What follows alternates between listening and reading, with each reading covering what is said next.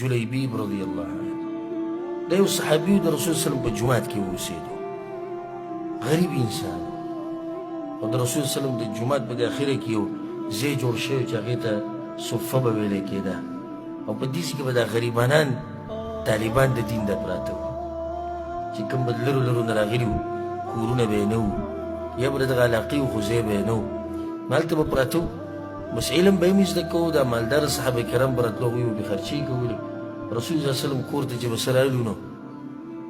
رسول صلی الله علیه وسلم به هغوی ته اواز وکړو یو په هغو کې ابو هریره رضی الله عنه هغه هم د دې غریبانانو سره ناست غټ غټ صحابه کرام او غټ مجاهدین ګوره په دغه ځای کې پاتې شوي دي په دغه مدرسه کې د رسول الله صلی الله علیه وسلم سره د هغه غربت چې کوم په هغوی باندې و یو په هغو کې جلیبیب رضی الله عنه نسب نه سخت کمزوری انسان او د مخ نه هم بدرنګه و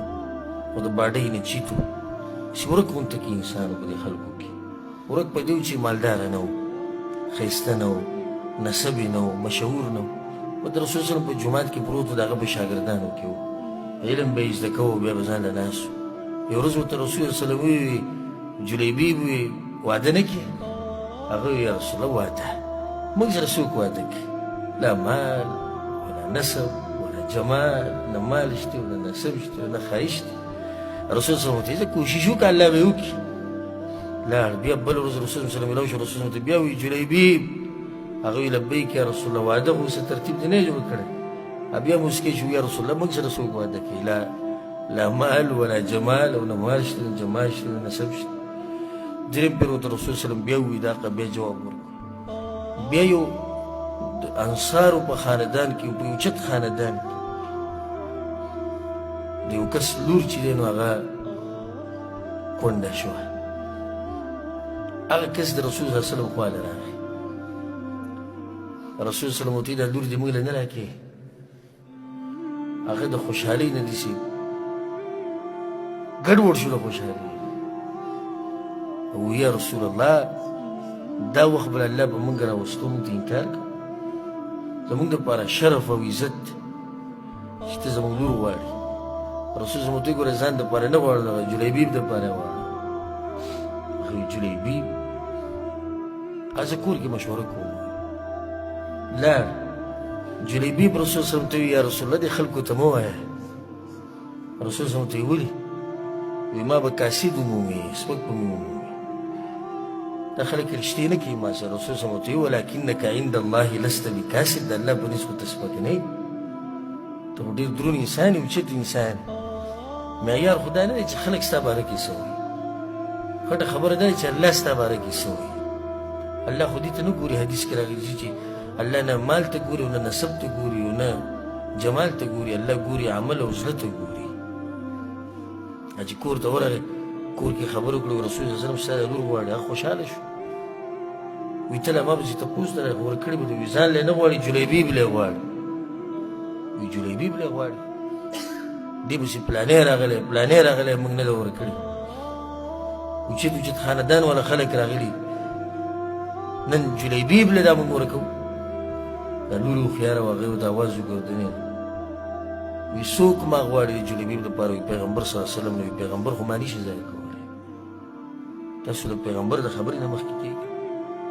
چې هغه ما جلیبیب له غواړي نو خو دې کې به خیر وي د هغوی د زړه ته هم دا خبره کوي شو لاړ پلار یې په رسول صلی الله علیه وسلم پسې یا رسول الله موږ راضي یو رسول الله وسلم د جلیبیب دپاره واده وکړو او د اوچت خاندان کې یو ښایسته جنۍ چې خلکو به د هغې ارمان کوو هغې ورته واده کړه بیا دعا وکړه الله سبحانه وتعالی ته وایي یا الله رسول صلی الله وایي یا الله په ده باندې دا رزق څومره ووروي او دا ژوند وله پراخه کړه سخت خوشحاله و جلیبیب رضی الله عنه سخت خوشحاله و خو یو څو ورځې نه وي تېرې چې د احد د غزا اعلان وشو ده له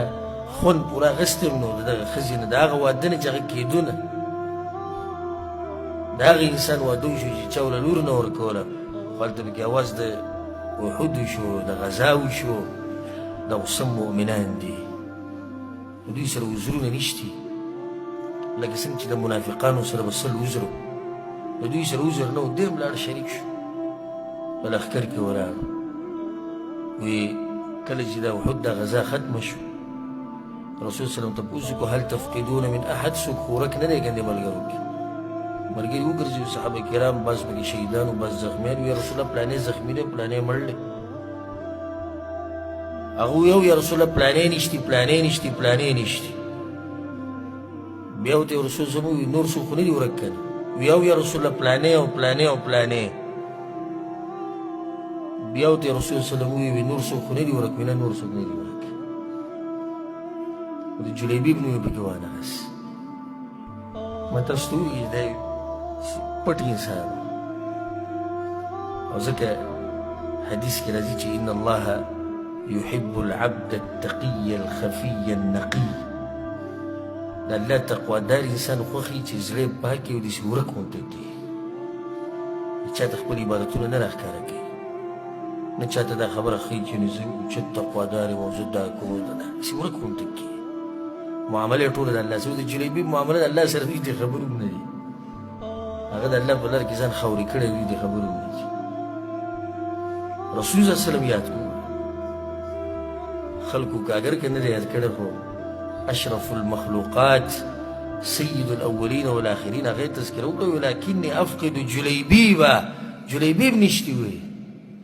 دې ټولو کې دې د جلیبیب رضی الله عنه نوم یاد وګرځي پسې کوم ځای کې هغه وایي چې دوی پسې وګرځېدو وایي د احد د میدان نه بهر ولګي رسول صلی الله علیه وسلم ته اواز وکړو یا رسول الله دی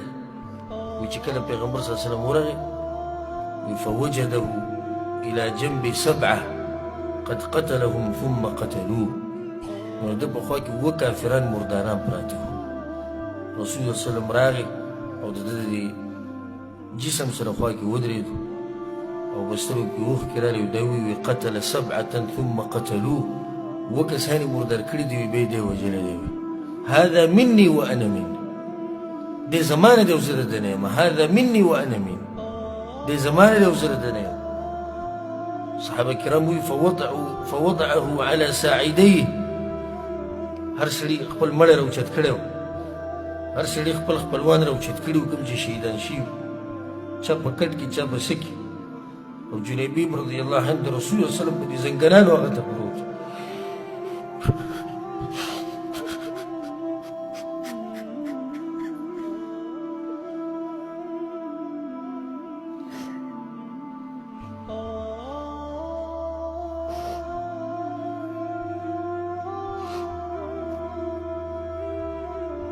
جلیبیب رضی الله عنه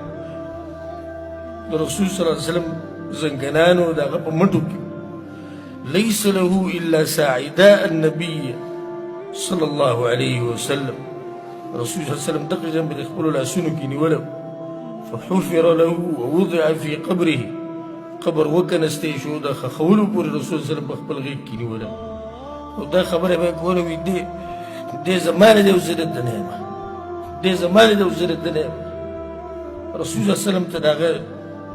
ایمان معلوم و د هغه تقوا د هغه دفاع د اسلام د هغه جوش د هغه جذبه ځکه زه تاسو ته دا وایم چې همیشه کوشش دا کوئ چې د الله په نظر کې درانه شي ډېر خلک داسې دي چې په دنیا کې ورک دي څوک یې نه پېژني خو په اسمانونو کې معروف دي جلیبیب رضی الله عنه اگر که د ملګرو په منځ کې ورک و په اسمانونو کې ډېر مشهور او معروف پیغمبر صلی الله علیه وسلم پیژند او ډېر خلک داسې دي چې په ځمکه باندې مشهور دي په اسمانونو کې ورک دي ځان په هغه خلکو کې شمار کوي چې په ځمکه د خیر د ستا تذکره ونه شي د سر دې څوک تا پېژني نه خو چې په اسمان کې معروفې ملایک دې پېژني کله چې یونس علیه السلام د مهي په خېټه کې اواز وکړو لا اله الا انت سبحانك اني كنت من الظالمين نو ملائکو ویل یا الله دا اواز اشنا دی خو د ناشنا ځای نه راځي چې دا ګوره څوک ته وایي نه پېژنو ځکه چې اواز د لرې نه راځو وګوره معروف دی وي اواز څه دی اشنا دی خو دا ځای د ناشنا راځي الله ورته وایي زما بنده دی یونس د مهي خېټې ته مې ګزار کړی دی ملایکو ورسپاره شو وی الله د خو به پلانی کار کوو د به پلانی کار کوو موږ به تا ته دا عمل راخېجو دا به راخېجو ملایکو په منځ کې مشهورو سپارش وکړو الله تعالی د مې د خېټې نه راوویست خو ډېر داسې دي چې په ځمکه کې معروف دي او چرچي دي او دروز او درز او شور او شغرب او پلانې او علانې او ملک صاحب او خان صاحب او مالدار او زورور او نسب والا او ښایسته او مشهور او په اسمانونو کې د هغه سره تشبیه